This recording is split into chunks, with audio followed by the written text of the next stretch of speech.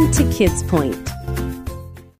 বন্ধুরা, আজকের গল্পের নাম হলো ধানের মাঠে স্বপ্ন।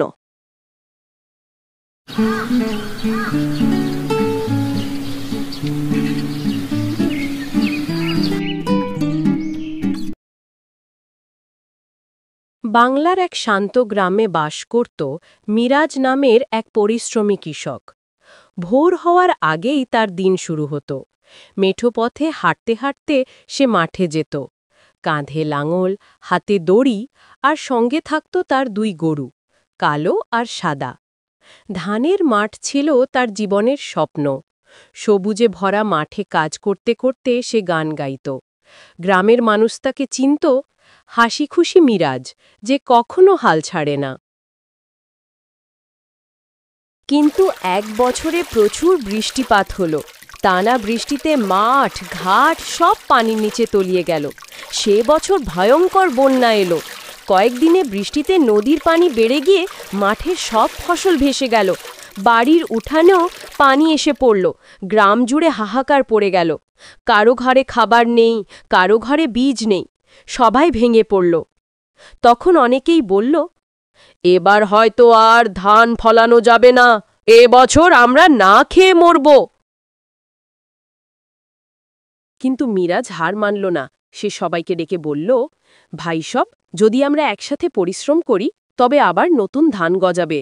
নদী আমাদের জানিয়েছে, আমরা মাঠ থেকে তা আবার ফিরিয়ে আনব।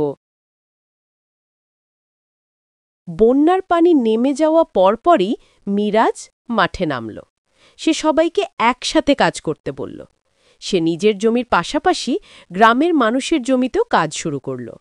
সবার ঘরে যে যতটুকু বীজ বাকি ছিল, মিরাজ তা একসাথে সংগ্রহ করল। সবাই মিলে চারা লাগাতে শুরু করল। দিনে রোদে কাজ, রাতে আলো জ্বালিয়ে পরিকল্পনা। ছোটরা পানি দিত, মেয়েরা খাবার বানাত, আর পুরুষেরা মাঠে ঘাম ঝরাত। ধীরে ধীরে ফসলের মাঠ আবার সবুজ হয়ে উঠল। কয়েক মাস পর মাঠে সোনালি ধান দুলতে শুরু করল। বাতাসে ছড়িয়ে পড়ল ধানের মিষ্টি গন্ধ। গ্রাম আবার জীবনে ফিরল। হাসির শব্দে ভরে গেল প্রতিটি উঠোন। ফসল কাটার দিনে গ্রামের সবাই একসাথে মাঠে গেল। মিরাজ দাঁড়িয়ে দেখে ভাবল, স্বপ্ন পূরণ হল, কারণ আমরা একসাথে লড়েছি। গ্রামের বুড়োরা বলল, মিরাজ শুধু একজন কৃষক নয়, সে আমাদের গ্রামের আশা।